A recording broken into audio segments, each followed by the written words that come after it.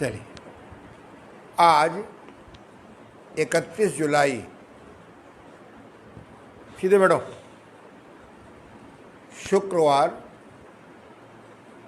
2020।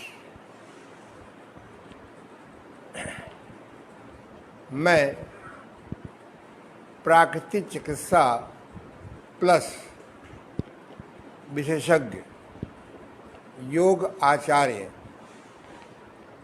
Doctor Om Prakash आनंद,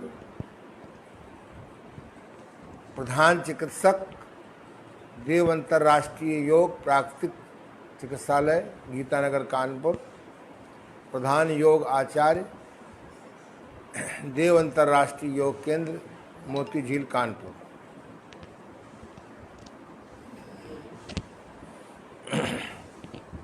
president international naturopathy organisation,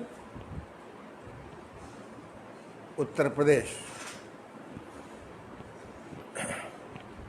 अखिल Bharatiya Prakritik Chikitsa Parishad, New Delhi. Indian nature cure practitioner, New Delhi. इन सबके प्रेरणा से, सौजन्य से, उनके यहाँ निकले हुए विद्यार्थियों की आवश्यकता को देखते हुए और समाज को भी आवश्यकता है कि योग शिक्षक कैसे बनाए जाएं। क्योंकि मैं गुरु परंपरा से शिक्षित हुआ हूँ। जब मैं इस क्षेत्र में आया था तब आज की तरह न विद्यालय थे, न डिप्लोमा थे, न डिग्री थी, और न ही कोई रोजगार के लिए क्षेत्र में आता था। इन परिस्थितियों को देखते हुए कि हम समाज में अच्छे योग शिक्षक कैसे बनाएं, अच्छे प्राकृतिक चिकित्सक कैसे बनाएं, अच्छे मैग्नेट थेरेपिस्ट कैसे बनाएं, अच्छे एक्यूप्रेशर रिफ्लेक्सोलॉजी की ज्ञाता कैसे बनाएं, ऐसे अच्छे हर्बल थेरेपिस्ट कैसे बनाएं। मेरे गुरुदेव ने मुझसे एक किताब लिखवाई थी, एलोपैथिक सिस्टम के तरह, कि किस जड़ी बूटी में कौन सा गुण है, कौन पित्त कारक है, कौन पित्त शामक है, कौन कफ कारक है, कौन कफ शामक है, कौन वायु कारक है, कौन वायु शामक है, कौन लघु है, कौन भारी है, आदि जो लगभग 32 द्रव्य विज्ञान के द्रव्य गुण होते हैं। बहुत अध्ययन करने के बाद मेरे गुरुदेव ने उसमें लगभग 25 जड़ी बूटियों की मान्यता दी। बोले ये 25 जड़ी बूटियाँ, 20 जड़ी बूटियों का ज्ञान अगर आम आदमी को हो जाए तो पर्याप्त है। इसकी चर्चा हम लोग भविष्य में करेंगे। आज हम लोग एक ऐसे विषय पर चर्चा कर रहे हैं जिसके संबंध में जहाँ तक मेरी जानकारी है, और मेरी जानकारी पक्की है, आयुर्वेद के जो पंच कर्मों की चर्चा करते हैं उनमें महिलाओं के मासिक धर्म संबंधी, गर्भाशय संबंधी कष्टों पर कोई चिंतन नहीं किया गया। औषधियाँ तो मिलेंगी आपको, दमनात्मक औषधि मिलेंगी, समनात्मक औषधियाँ मिलेंगी, लेकिन हम जड़ से कैसे उस समस्या को हल करें, उस संबंध में कहीं नहीं मिला है। मैंने पंचकर्म की सबसे टॉपेस्ट किताब का अध्ययन किया है, और जहाँ तक मेरी जानकारी प्राकृतिक चिकित्सा में है, उसमें एक एनीमा सिस्टम की चर्चा कहीं कहीं मिल जाती है, पर गंभीरता से वहाँ भी चर्चा नहीं की गई। जैसे आप इस चित्र को देखिए ध्यान से, तो जैसे प्राकृतिक चिकित्सा में एनीमा लगाते हैं लेट करके, और बड़ी आंत को साफ़ करते हैं, कोलन को साफ़ करते हैं, और इसके साफ़ करने से बहुत ज़बरदस्त लाभ भी हो जाता है लोगों को।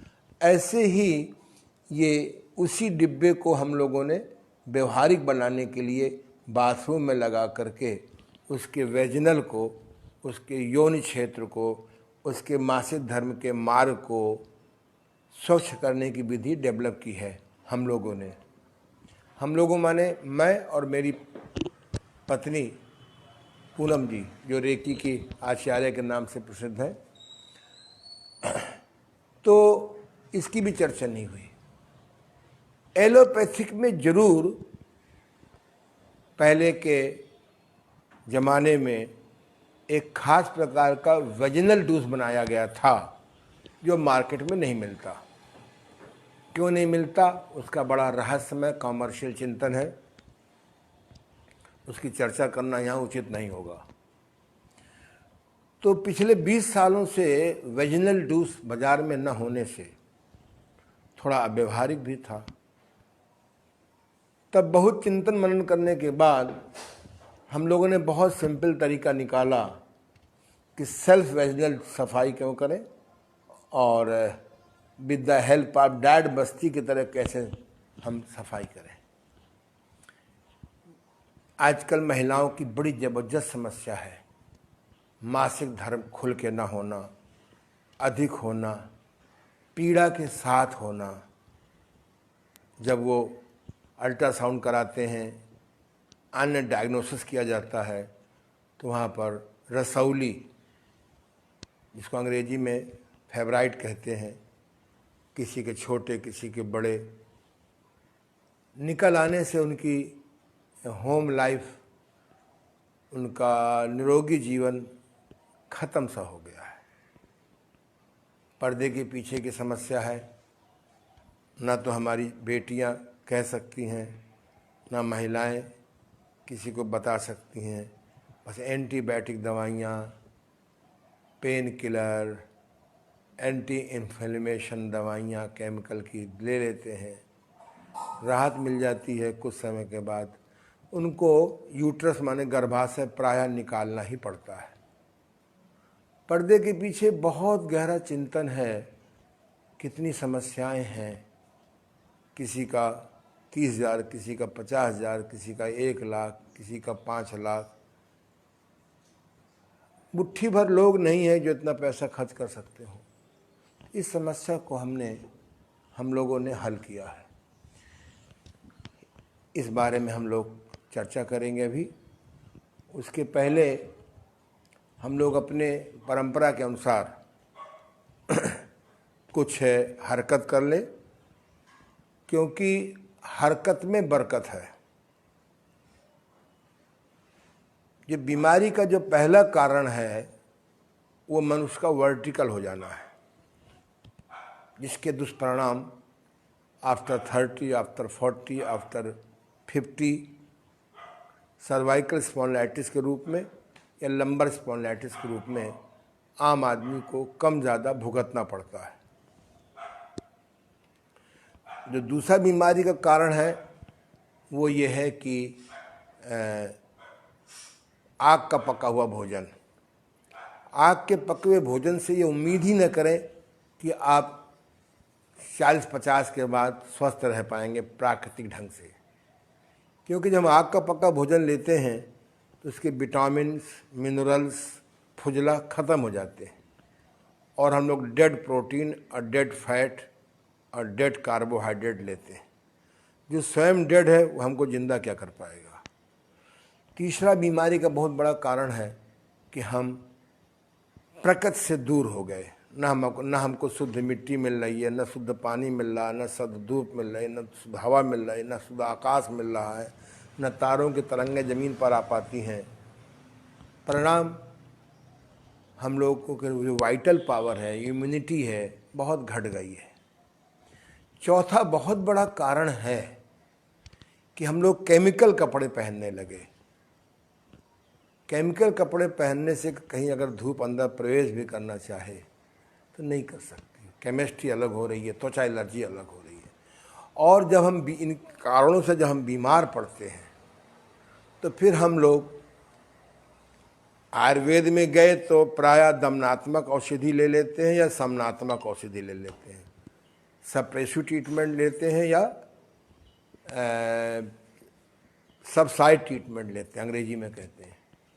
और अंग्रेजी दवाओं में तो बहुत अच्छी खोज होने के बाद भी या तो एंटीबायोटिक दवा लेंगे या पेन किलर लेंगे या एंटी इन्फ्लेमेशन दवा लेंगे। 80% तो यही सब चलता है, 20% में मैं दावा नहीं कर सकता और इमीडिएट लाभ भी हो जाता है। उसके दुष्परिणाम सब किताबों में लिखे हुए हैं कि आज जो कैंसर जैसी बीमारी बढ़ रही है, ऐसे बीमारी के कारण हैं। इस विषय में मैंने बहुत चिंतन किया है, मनन किया है। लोग समझते हैं कि योग माने केवल 4 आसन कर लो, प्राणायाम कर लो, आधा घंटे बैठ के और बस आंख बंद करके बैठ जाओ, मन को भागने मत दो। इस प्रकार की जो विकृति योग फैल गया है, इससे हम लंबे समय तक निरोग नहीं रह पाएंगे। इन सब बातों का चिंतन किया है। मैं अपने गुरुदेव स्वामी देव मूर्ति जी को प्रणाम करता हूँ, जिनके साथ रह कर के मैंने इस बात को चिंतन किया। तो आइए हम लोग इधर 4 दिनों में 4 तारीख तक कुछ ऐसी बातें सीख लेंगे जिससे कि आपका जीवन बेटर से बेटर हो जाए। तो सबसे पहले आ जाइए,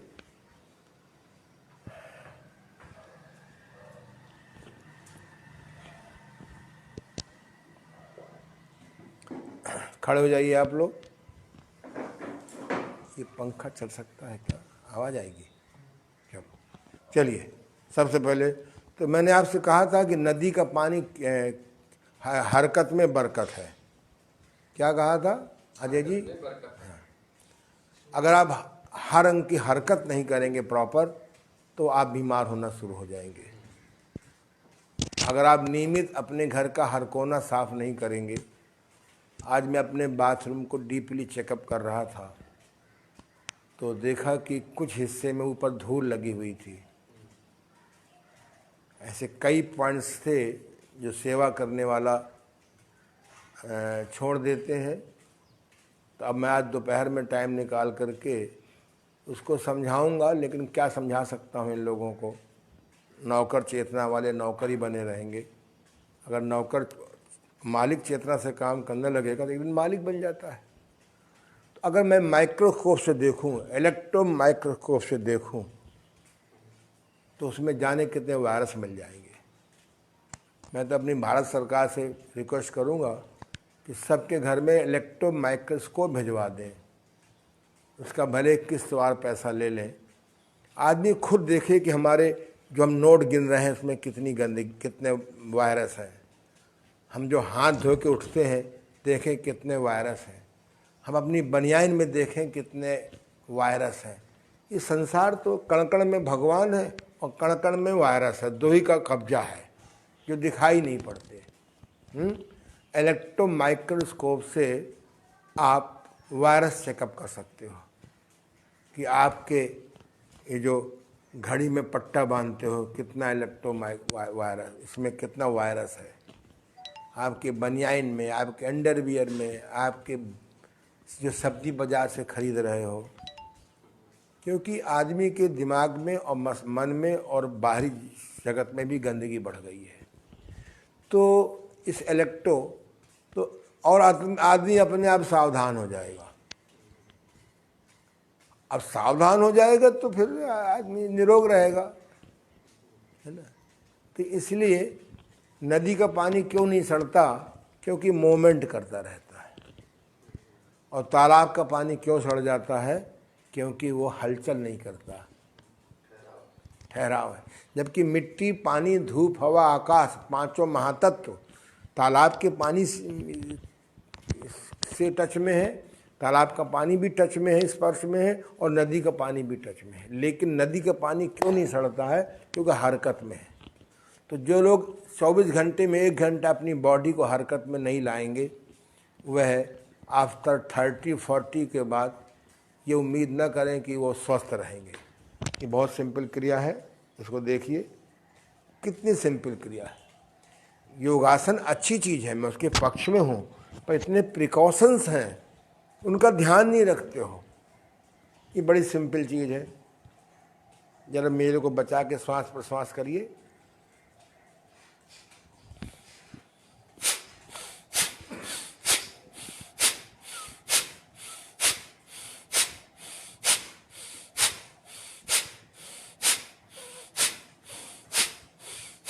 करिए। अगर आपके वातावरण में गंदी हवा है तो गंदी हवा जाएगी। पहले लोग पीपल का पेड़ लगाते थे, घर में तुलसी का पौधा लगाते थे, गोबर के से लिपाई होती थी, हैं? ये सब होता था। ऑर्गेनिक अनाज, जानते ऑर्गेनिक अनाज क्या होता है? नहीं जानती, बताइए। अंग्रेजी धारा प्रवाह जानती है, ये नहीं मालूम ऑर्गेनिक क्या हो गया। जैविक खाद से बना भोजन पहले मिलता था। गाजर देखने में बदसूरत होती थी, खाने में बहुत स्वादिष्ट होती थी। अब गाजर देखने में बड़ी खूबसूरत है, लेकिन खाने में कोई तत्व नहीं है। इसलिए पहले आदमी के पास स्वाभाविक वाइटल पावर थी, इसलिए इसको, तो ये काम गवर्नमेंट का नहीं है कि साहब वो तुम्हें तुलसी का पौधा लगाने आएगी। खुद ही लगाओ, खुद ही सारी खिड़कियां खोलो डेली। ये 5 मिनट, 10 मिनट, 15 मिनट, 20 मिनट, आधा घंटा यही करते रहो। चलो कुछ भी मत करो। अरे पार्क नहीं खुले हैं, क्या घूमने जाएं? अरे पार्क नहीं खुले, तुम्हारा घर तो खुला है? ऐसे कोई शीशा लगवा लो, 1.5 फुट चौड़ा, 3-4 फुट लंबा, है? सामने खड़े हो जाओ। अरे साहब अकेले कैसे घूमे? अपने प्रतिबिंब के साथ घूमो। जा इधर आओ, देखो शीशे के सामने आ जाओ, शाम करो, देखो उधर मुँह करो। अब देखो 1 से 2 हो गए, नहीं हो गए? इसकी जगह घूम के ले लो, देखो। हाँ, करते रहो और पीछे आओ तार बचा के। ये देखो शीशा लगा हुआ है, शीशे सामने खड़े हो गए और चलो, और हाँ संभाल के। ये देखो सामने शीशा लगा हुआ है, सामने हमारे प्रिय अजय जी जो है, अब अपने को देखते जा रहे हैं कि कहाँ कहाँ चेहरे में कहाँ कहाँ दाग है। लुकिंग ग्लास और समाधि 2 चीज़ें ऐसी हैं जो हमको अपनी, लुकिंग ग्लास बाहर की गंदगी बताती है, नाक सीधी लगी है, टेढ़ी लगी है, कहीं खाना तो नहीं लगा हुआ है, और समाधि हमको बताती है हम कहाँ गलती कर रहे हैं, जो भविष्य में इसका दंड भुगतना पड़ेगा। ठीक है, चलो आगे आ जाओ। बस ठीक है, हो गया। अब आइए इंजन दौड़। सब लोग खड़े हो जाइए। हाँ, ये इंजन दौड़।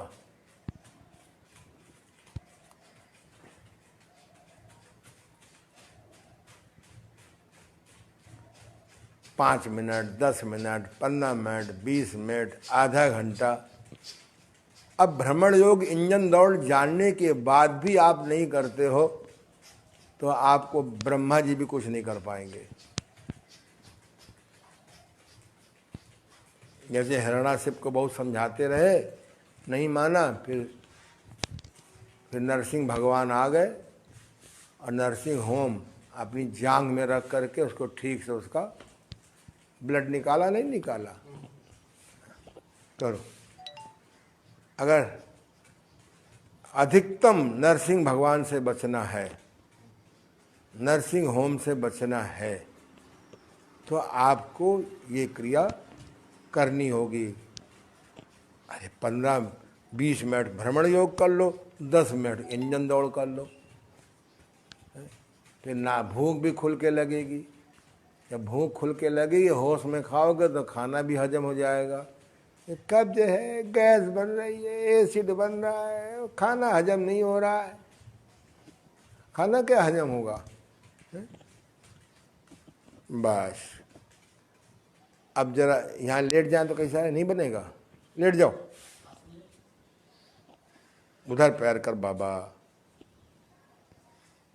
दिखाई पड़ रहा है? ये देखो, और पीछे जाओ, ऐसे करो, हैं? हमारे पीछे लेटा दो, खड़ो जाओ होश में। होश माने होता है इसको बचा के।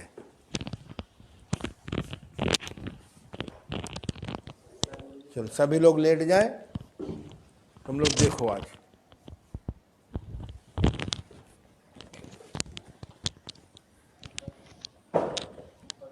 और ऊपर जाओ, सभी लोग लेट जाएं,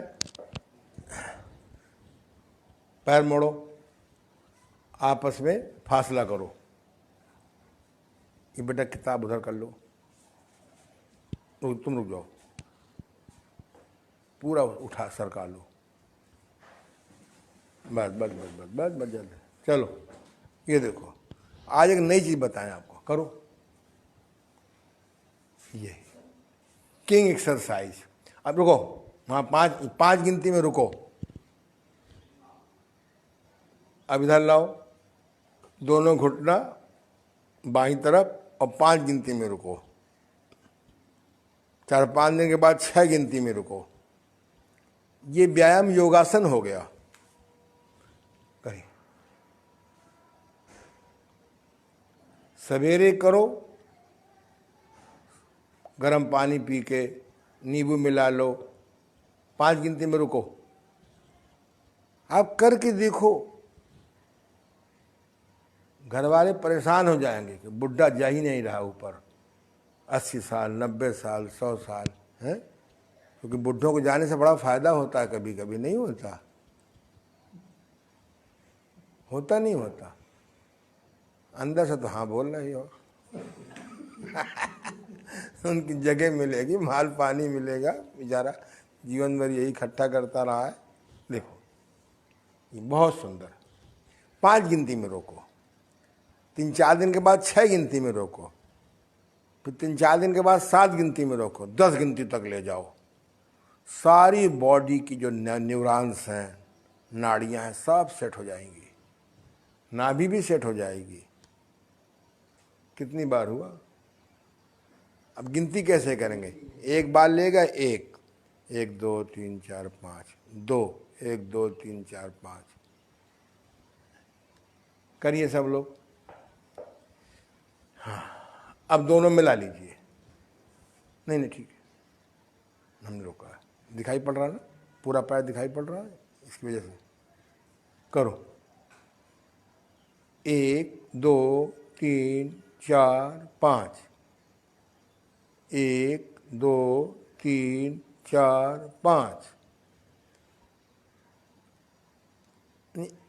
आप चाहें तो किंग क्वीन एक्सरसाइज को श्वास रोक के कर सकते हैं। एक बार श्वास को भरना, दोबारा में श्वास को रोकना, तिबारा में श्वास को निकालना, और चौबारा में श्वास को बाहर रोकना। आपको अलग से प्राणायाम करने की भी जरूरत नहीं है, क्योंकि प्राणायाम है। अब इसी में हमने इसको और उपयोगी बनाने के लिए साइड में रोका। कुछ लोग क्या करते हैं, जल्दी जल्दी करके दिखाओ। ये नहीं, ये पहलवान योगा नहीं करना। जब योगासन करके उठें, योग करके उठें, तो बॉडी में थकान नहीं होनी चाहिए, हार्ट का पल्पिटेशन नहीं बढ़ा होना चाहिए। ठीक है, अब जरा साइकिलिंग करिए। चलो तुम लोग भी कर लो, लेट जाओ। बोले बड़ा अच्छा है, भाई साहब ने आज नहीं कहा लेटने को। करो, साइकिलिंग करो। ये हर एक अंग को याद करो, मूवमेंट करो, हाथों को भी चलाओ, हैं?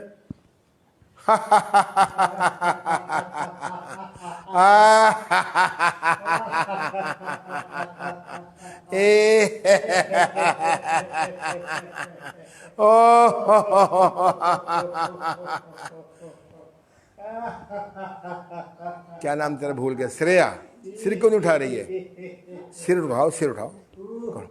हाँ, आंखें बंद कर लो और हंसो।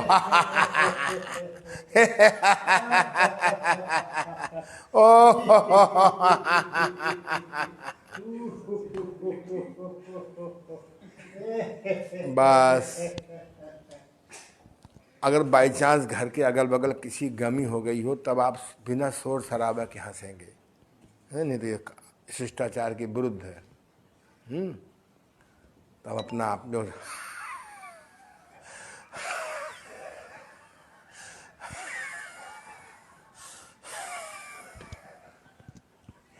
फेफड़े मजबूत हो जाएंगे, गला तंगड़ा होगा, तब बेचारा कोरोना काहे को आपको रुलाएगा। वायरसोलॉजी में करीबन 10 लाख प्रकार के वायरस हैं। उनमें लगभग 256, जहाँ तक मुझे याद है, उनके नामकरण हो चुके हैं। किसी का कोरोना, किसी को पोरोना, किसी को डेंगू, किसी को सेंगू, कहीं के सार्स, कहीं के पार्स हैं। तो ये कब तक चलेगा? सबका एक ही इलाज है कि स्वच्छता अभियान और बॉडी के अंदर पावर पैदा करिए, सफाई का ध्यान रखिए। हम किस किस कीड़े की वैक्सीन निकालेंगे, फिर वैक्सीन के साइड इफेक्ट कौन भोगेगा? जो तामसी व्यापारी हैं उनका तो काम है यही है। उनके पास दया, धर्म, मानवता शायद ही रह जाती हो। तो इसलिए आप अपनी वाइटल पावर बढ़ाइए, स्वच्छता से रहिए, और आने वाले फिर 3 महीने बाद कोई न कोई आने वाला है। सब रोना, फिर सब, अभी तो सब रो ही रहे हैं, सब रोएंगे। कोई रास्ता नहीं है। हठ योग में शोधन क्रियाएं हैं। अब ये मैं जब भी समझाऊंगा मैं आपको, वेजिनल में अभी तो आपका गला देखा जा रहा है, कुछ दिन में ऐसी मार्केटिंग होगी कि फिर आप महिलाओं को वेजिनल में लगाया जाएगा माइक्रोस्कोप। इसमें कौन सा पोरोना आ गया? अब तू पलट जाओ। एक ऐसी क्रिया बता रहा हूं, ऐसे रखो। अब कुंडलनी चोट, अब घुटने में सूजन नहीं है, ये देखिए, करो करो करो, ये करो, अलग अलग करो, करो, कोई बात नहीं बेटे, कर कर कर। नहीं तो बूढ़ा 10 साल के बाद हो जाएगी बुफैलो। या धमधूसर काहे मोट, रन की फिकर न तन पर चोट। ये देखिए, इसे कुंडलिनी चोट भी कहते हैं। ये वाह, बहुत सुंदर। एक साथ करो बेटा, ये एक साथ करो, ये एक साथ करो बेटा श्रेया, ये लो, बस रिलैक्स। अब बैठ जाओ वज्रासन में या सीधे पलथी आसन, सुख आसन, ऐसे ऐसे करो। ये 5 आसन तो कर ही सकते हो।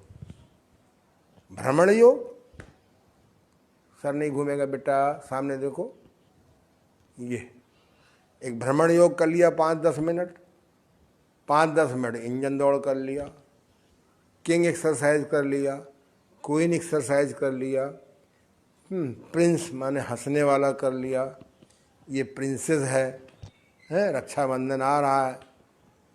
अब आजकल तो दूर से, अच्छा बहनों ने भी अत्त मचा रखा था। 500 की राखी, 200 की राखी, 100 रुपया की राखी, बाजार में जाओ तो हार्ट बेचारा दौड़ने लगता था। अरे सिंपली राखी माने क्या होता है? एक धागा पहले होता था, पीले रंग का रंग लेते थे।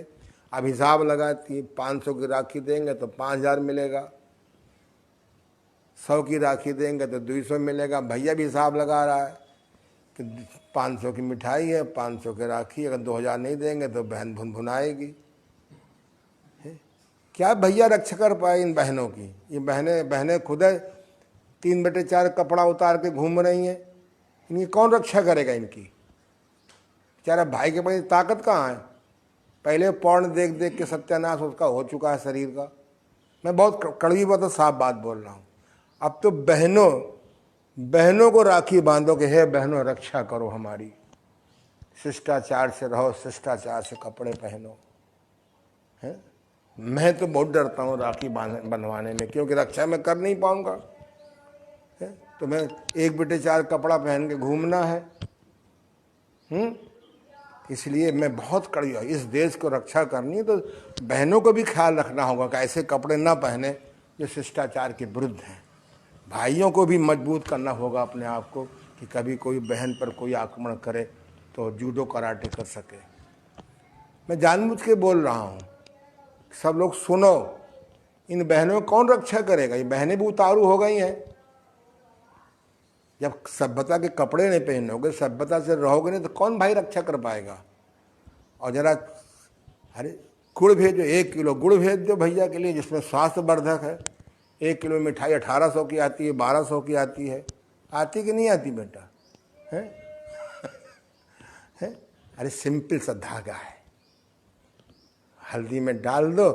हे बहन, तुम भी सभ्यता से रहो और मैं भी कोशिश करूँगा योग करके तुम्हें रक्षा कर सकूँ। ये सब चीज़ें थी, सब लोग अत मचा डाला। ठीक है, मैं जानता हूँ कि मेरी लोग आलोचना करेंगे, करो आलोचना, क्या करना है। चलिए, हो गया ना आपका? चलिए अब आप उधर से जाइए।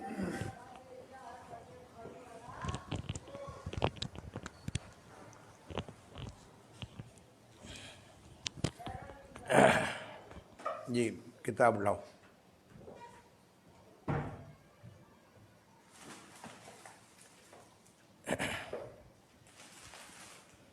देखो, मेरा एक संदेश है,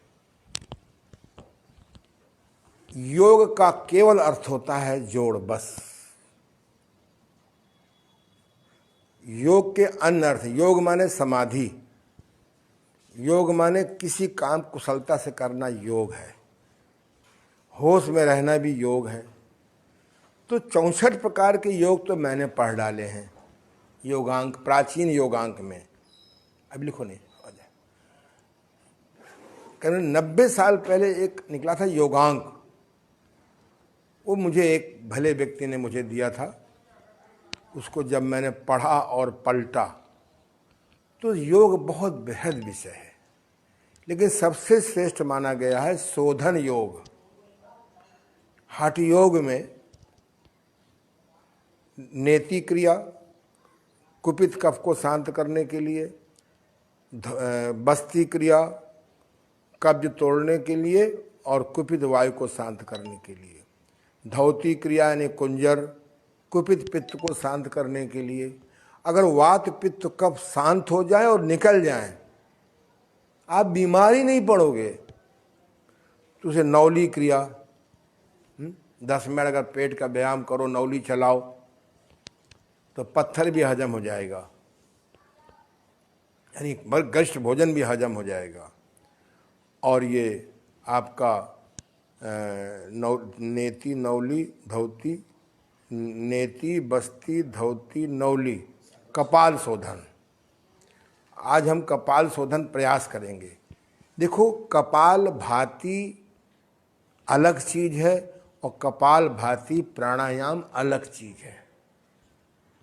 कपाल भाती षटकर्म की शोधन क्रिया की एक क्रिया है। कपाल माने होता है खोपड़ी, जिसमें लाखों साल के जन्मों की फाइलें खोई हुई पड़ी हुई हैं। तो कपाल भाती यूँ करते हैं, पहले देख लीजिए कि दाईं नासिका बंद किया, बाईं नासिका से श्वास को भरेंगे और बाएं से ही निकालेंगे। तो अंतर क्या है फिर चंद्रभेदन में और गहरी अनुलोम विलोम में? अनुलोम विलोम में श्वास को लंग्स में ले जाते हैं। लंग्स के 3 पार्ट होते हैं, upper part, middle part, lower part. सामान्यतः हम लोग श्वास लेते हैं बिना श्रम के, वो अपर पार्ट में जाता है। जब कभी जीना चढ़ते हैं, कोई होता है, तो मिडिल पार्ट में चला जाता है श्वास। जब हम लकड़ी काटते हैं, दौड़ते हैं, इंजन दौड़ करते हैं, देर तक भ्रमण योग करते हैं, श्वास प्रश्वास करते हैं, सिद्धे बाबा रामदेव का खोजित कपालभाति प्राणायाम करते हैं, तो फिर लंग्स का जो तीसरा हिस्सा है नीचे का, वो साफ हो जाता है। जैसे आप अपने मकान की खिड़कियां खोल दें आगे कमरे की और पीछे के न खोलें, और उसके पीछे बिल्कुल न खोलें, तो वहाँ तो गंदी हवा पड़ी रहेगी। तो इसलिए इसको हम लोग जो है, इसमें क्या है कि ना तो श्वास फेफड़े में ले ही नहीं जाते हैं, अपनी विजुअलाइजेशन से, अपनी संकल्प से, अपनी साकार कल्पना से ऐसे ले जाते हैं। मुझे देखिए ध्यान से,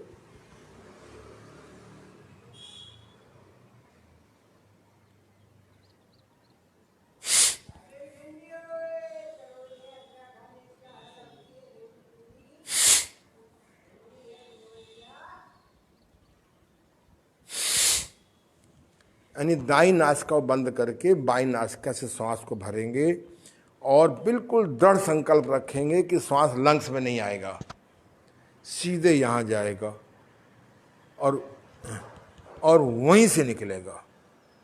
निकलने में धीरे धीरे, सॉरी, भरने में धीरे धीरे और निकलने में एकदम झटके के साथ। झटका माने यहाँ पर वायलेंट नहीं है, हिंसात्मक नहीं, अहिंसात्मक होगा। ऐसे 10 बार इधर किया, अब देखिए मैंने 3 बार किया, ऐसा लगा जैसे ये हिस्सा हल्का हो गया। क्योंकि मस्तिष्क की वायु कौन निकाले? कफ तो निकाल देंगे आप नेति क्रिया से, कुपित पित्त भी यहाँ जमा हो जाता है, उसको निकाल देंगे आप नेति क्रिया से, है ना। तो अब बाईं तरफ करेंगे, है, बाईं नासिका बंद कर लिया और दाई नासिका से। देखिए नियम वही है, ये मैं कपालभाति सिखा रहा हूं, कपालभाति प्राणायाम नहीं करा रहा हूं।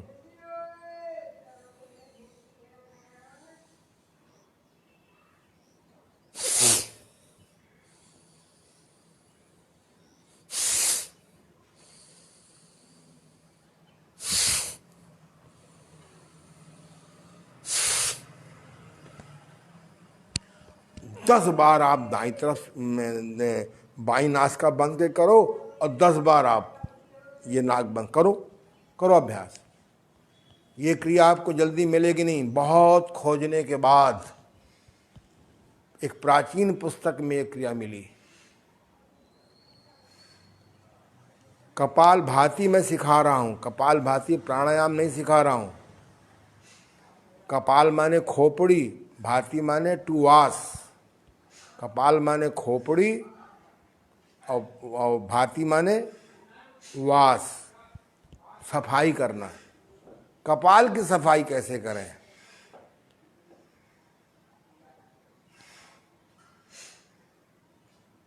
करो ईमानदारी से, 10 बार करके देखो, आज दिन भर आपको बहुत अच्छा लगेगा। वहाँ हवा फंस चुकी है, पित्त फंस चुका है, कफ फंस चुका है। बहुत सुंदर बेटा। इधर देखो, हाथ का सहारा जरूर लो। हाथ का सहारा नहीं ले रहे हो, बुद्धि पलट जाएगी। ऐसे करो, ऐसे किया,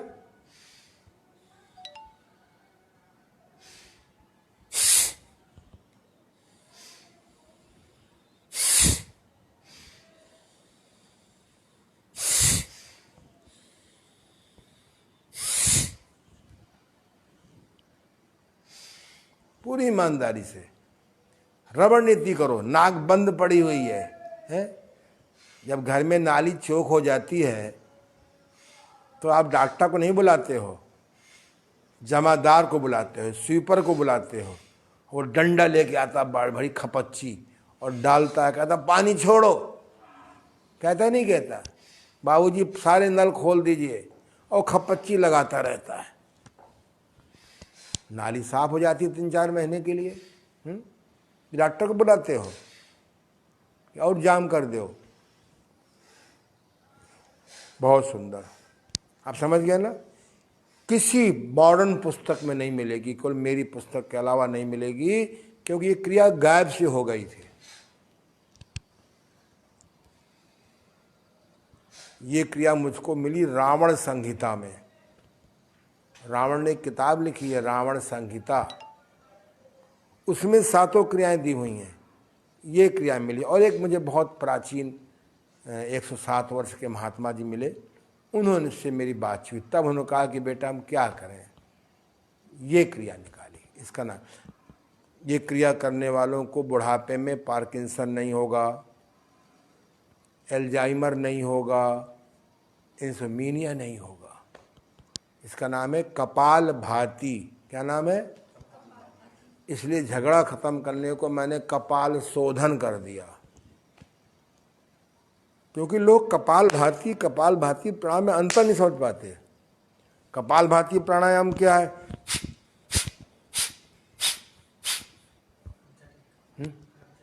क्या?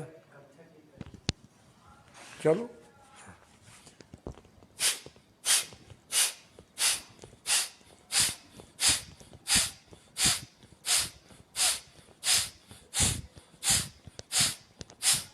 पचास बार, 100 बार, 200 बार करो, रुक रुक के करो, है तो ये आपको इसमें बहुत लाभ होगा। तो याद रखो, कपाल भाती प्राणायाम अलग चीज है, कपाल शोधन या कपाल भाती अलग चीज है। ये हमें किसी झगड़ा नहीं करना है। कभी कभी होता है, ये कानपुर, ये बिठूर कानपुर है, ये कानपुर पुराना है, तो बिठूर कानपुर है, क्या कहा? ऐसे ही कपाल भाती प्राणायाम अलग चीज है और कपाल भाती अलग चीज है।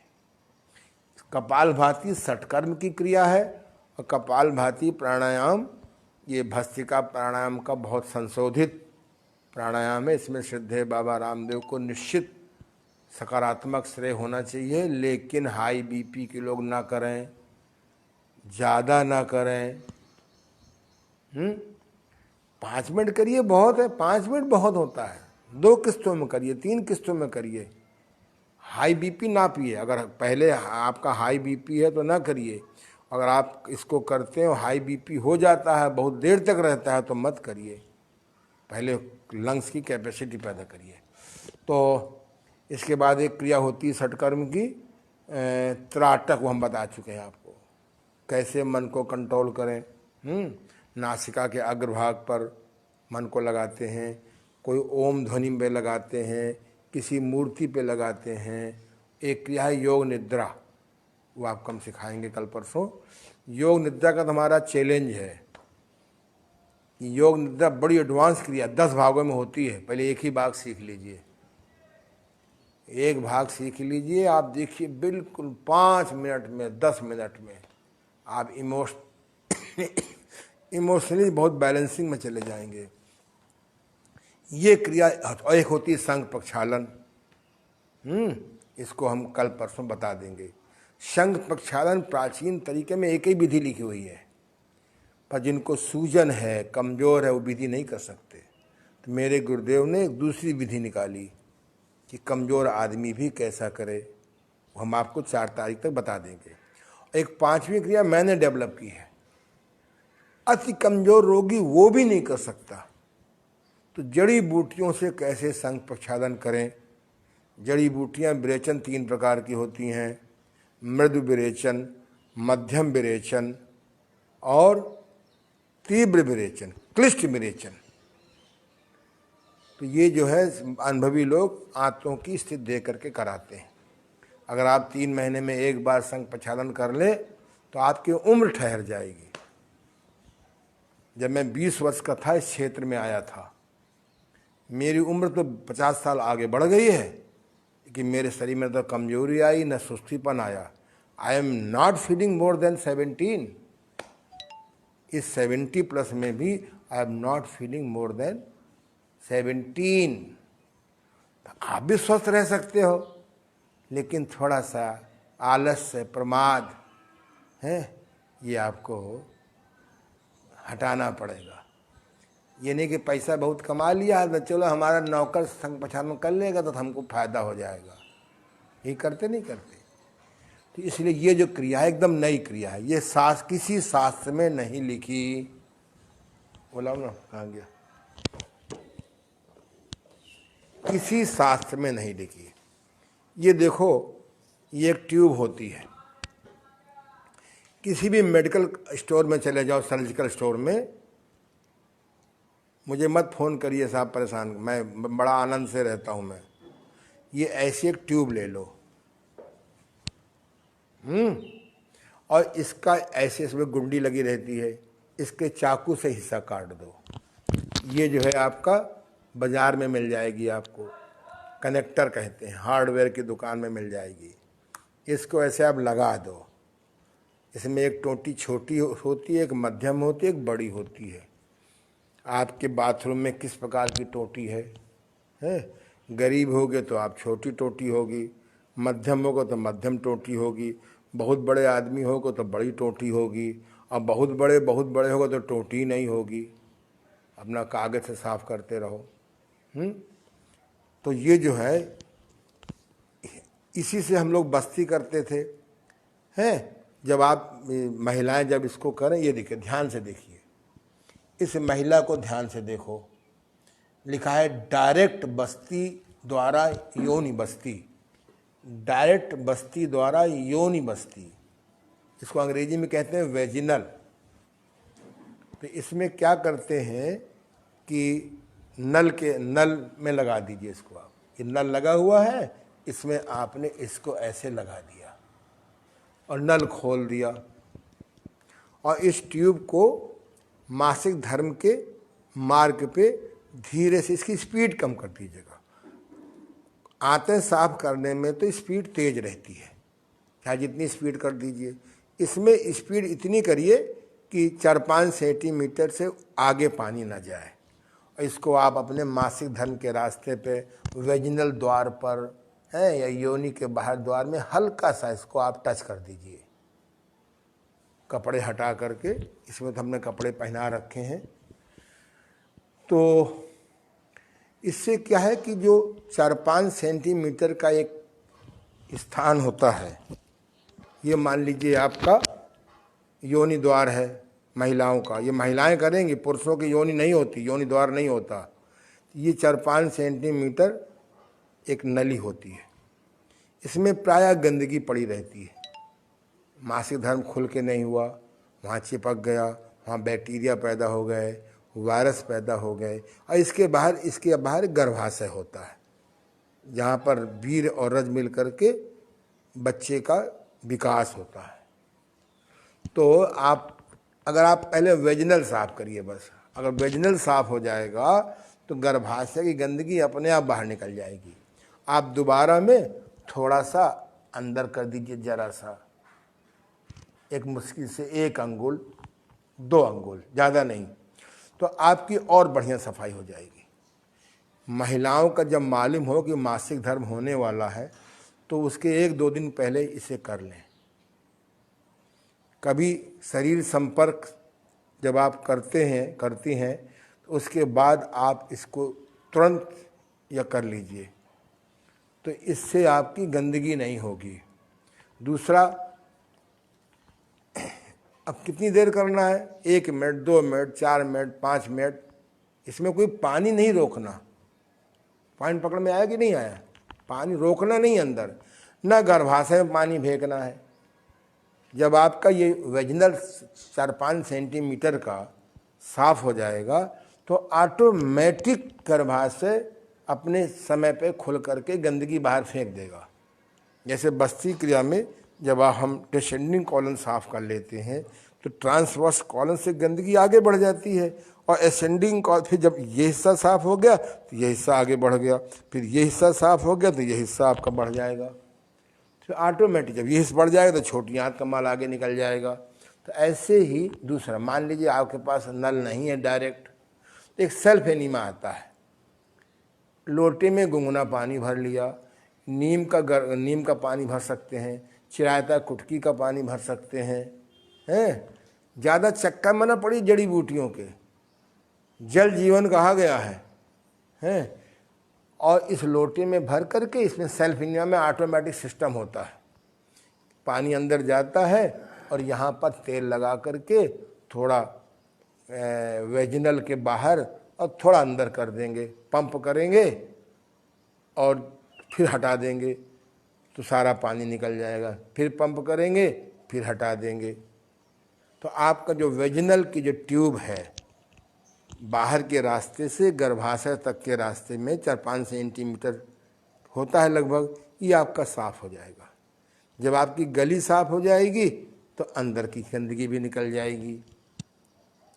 अब ये हो सकता है कि आप टंकी साफ ना करवाते हो समय पर, किराए के मकान पे रहते हो हैं आदि, तो बेस्ट तरीका, वैसे तो सरल ये है पर बेस्ट तरीका ये है और बेटर तरीका ये है। ये क्या है कि अपने बाथरूम में ये 3-4 फुट पर यहाँ कील ठोक दीजिए दीवार पर, और ये एनीमा पॉट आप टांग दीजिए। एक एनीमा पॉट आता है, कल हम आपको दिखा देंगे, सब जानते हैं ये एनीमा पॉट है। इसमें नाली लगी हुई है, इसमें एनीमा पॉट में गुनगुना पानी भर दीजिए, नींबू का रस डाल दीजिए, प्योर नीम की पत्ती का रस से भी कर सकते हैं। कितना भी इन्फेक्शन हो, मेरा अनुभव है कि बिल्कुल नीम की पत्ती के रस से या नीम की पत्ती का उबला हुआ पानी इसमें डाल दीजिए, या चिरायता कुटकी रात को भिगो दीजिए, एक उसमें छान लीजिए, यानी एंटी इन्फेक्शंस टाइप की जड़ी बूटी। आजकल एलोपैथिक में भी आ गई हैं सफाई करने के लिए, मैं नाम भूल जाता हूँ, उसको भी डाल सकते हैं। कोई झगड़ा नहीं हमारा किसी पैथी से है, इमरजेंसी में प्रयोग कर सकते हैं, पर अच्छा है कि नीम की पत्ती हो। अब नीम की पत्ती मिलना आसान नहीं रह गया है, तो कोई भी एंटी सेप्टिक, एंटीबायोटिक आप मॉडर्न प्रयोग भी कर सकते हैं। देखिए मैं नाम भूल गया, मैं लाता हूँ कभी कभी, इसमें डाल दीजिए। सिंपल पानी से भी कर सकते हैं, पर जब ज़्यादा गंदगी होती है नाली में तो जमादार भी, स्वीपर भी कहता है इसमें थोड़ा तेजाब डाल दो, HCl है तो क्या कहते हैं वो, HCl नाम है, एसिड बहुत प्रकार का होता है हम भी, एसिड में भी HCl होता है, हाइड्रोक्लोरिक एसिड। इसमें भर दीजिए और आराम से लगा दीजिए। ये बहुत सरल प्रयोग है, ये महिलाओं को हर 5-6 दिन में कर लेना चाहिए। इससे गर्भाशय इन्फेक्शन नहीं होता। गर्भाशय इन्फेक्शन हो जाने पे महिलाओं को बहुत परेशानी होती है। जब कभी शरीर संपर्क होता है अपने पति से तो मालूम पड़ा उसको भी इन्फेक्शन हो गया। ये पर्दे के पीछे बड़ी गहरी बातें हैं जो कोई, ये सब एजुकेशन में होना चाहिए। नई शिक्षा नीति में मैं लिख के भेज रहा हूँ, सटकर्म जोड़ दें, ये शोधन क्रियाएं जोड़ दें, प्राकृतिक चिकित्सा जोड़ दें, जड़ी बूटी जोड़ दें। नहीं तो BA माने बेकार का आदमी, BA माने ऐसी पढ़ाई जिसके बाद बेरोजगार आदमी, बस लिए डिग्री घूमते रहो, ना कोई शादी करेगा ना कोई नौकरी देगा। इसलिए आप ये डिब्बा टांग दीजिए और डिब्बे के माध्यम से आप अपने वेजिनल को यानी योनि को आप साफ कर लीजिए। मैं दावे से कहता हूं अगर इस क्रिया का प्रचार हो जाए तो 100 में 90 महिलाओं का गर्भाशय कैंसर बच जाएगा। मेरे पास तमाम बहनें आती हैं, अपनी प्रॉब्लम बताती हैं, और कि डॉक्टर ने कहा कि गर्भाशय इमीडिएट निकला दो, नहीं पूरे बॉडी में इन्फेक्शन हो जाएगा। तो मैंने कहा 10-15-20 महीना भी चल जाएगा। तो मैंने कहा तुम इसी क्रिया को करो, भोजन सुधार कर लो और इस क्रिया करो। महीने के भर के बाद जब डॉक्टर के पास पहुँचे अपने, तो मैंने कहा बताना नहीं। अगर ईमानदार डॉक्टर होगा तो वो खुद ही कहेगा अरे तुम्हारा तो यूट्रस बिल्कुल साफ सुथरा है, कोई इन्फेक्शन नहीं है। हम होश में एंटीबायोटिक दवाओं का भी विरोध नहीं कर रहे हैं, लेकिन आप एंटीबायोटिक दवाओं के भरोसे मत रहिए। उनके जब साइड इफेक्ट आवेंगे तो फिर आप दौड़ा दौड़ा के वेदांता से मेदांता पहुंच जाओगे। तो इसलिए ये मैंने बात, इसका नाम है योनि माने वेजिनल, शोधन माने क्लीनिंग क्रिया। यह क्रिया जैसे बस्ती का प्रचार हो जाए तो कब्ज नहीं रहेगा, नेति का प्रचार हो जाए तो कफ विकार नहीं रहेगा, धौती का कुंजर का प्रचार हो जाए तो पित्त विकार नहीं रहेगा, नौली करने लगोगे सब कोई यहाँ के 7 अंगों की बीमारी नहीं रहेगी, त्राटक का अभ्यास करोगे रोजाना 5 मिनट तो मन तुम्हारा थोड़ा कंट्रोल में रहेगा, कपाल शोधन यानी कपाल भाती करोगे तो कभी आपको पार्किंसन नहीं होगा। और ये संघ प्रक्षालन 3 महीने में 6 महीने में करोगे तो उम्र ठहर जाएगी। और ये क्रिया महिलाएं करेंगी तो उनको योनि सफाई बनी रहेगी। ये सब करने के बाद अगर मेडिटेशन नहीं किया, आपको गुस्सा बहुत आती है, अभी आप 10 साल में मर जाएंगे, गुस्सा करेंगे, फिर ये क्रियाएं करेंगे तो 30 साल नहीं मरेंगे, तो आप गुस्सा 30 साल बढ़ गई नहीं बढ़ गई। तो इसलिए साक्षी दर्शन करना है, हमें अपनी गुस्सा को पॉजिटिव ऑटो सजेशन करके कम करना है। यानी इसीलिए योग कहता है, अष्टांग योग में यम नियम बेस है, हठ योग में नाद अनुसंधान बेस है, शोधन क्रियाएं बेस हैं और नाद अनुसंधान। नाद अनुसंधान का अभ्यास करने वालों को कुछ दिनों के बाद ईश्वर की अनुभूति होने लगती है। फिर वो मिलावट नहीं करेगा, घटतौली नहीं करेगा, ऐसा कोई गलत काम नहीं करेगा जिससे कि हमारे फिर सब संसार अपना जैसा दिखने लगता है। ये भी हमारे ही है।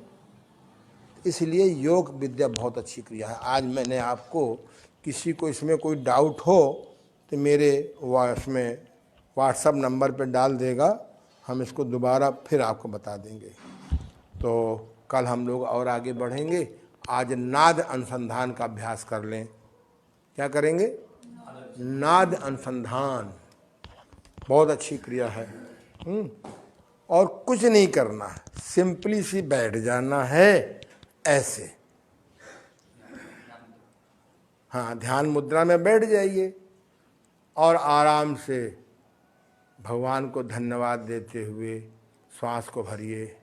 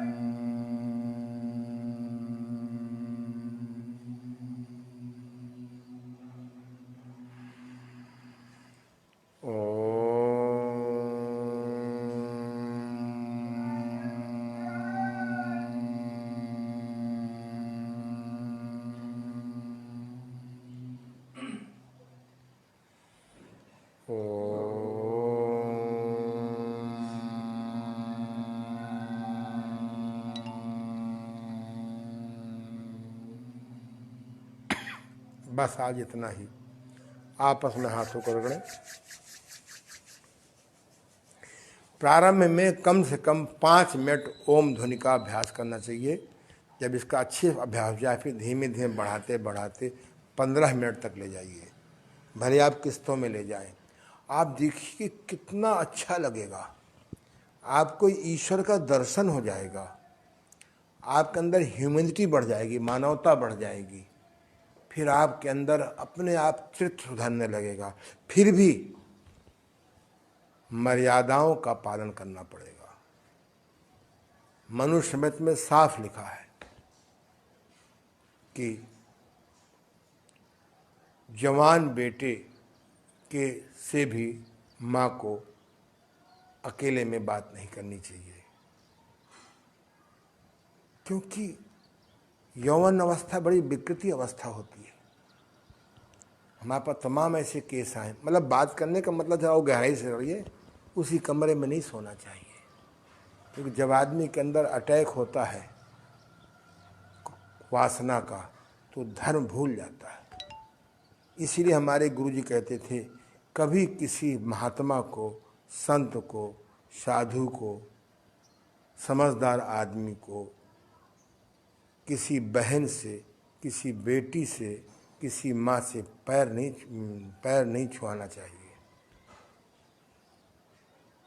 मुझे बहुत अच्छी बात लगती कि पैर छुआने में पता नहीं क्या मन में वो आ जाए।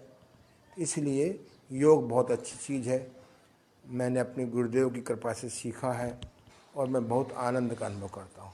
कल हम लोग कुछ नई क्रियाओं के साथ मिलेंगे। 4 तक धैर्य रखिए, उसके बाद फिर हम लोग बहुत अच्छी योजना बना रहे हैं। घर बैठे आपको रेकी सीखने को मिल जाए, घर बैठे आपको नेचुरोपैथी सीखने को मिल जाए, हैं सब हम लोग प्रयास करते हैं, भगवान से प्रार्थना करते हैं कि जो हमारा संकल्प है वो हम आप तक पहुंचा सकें।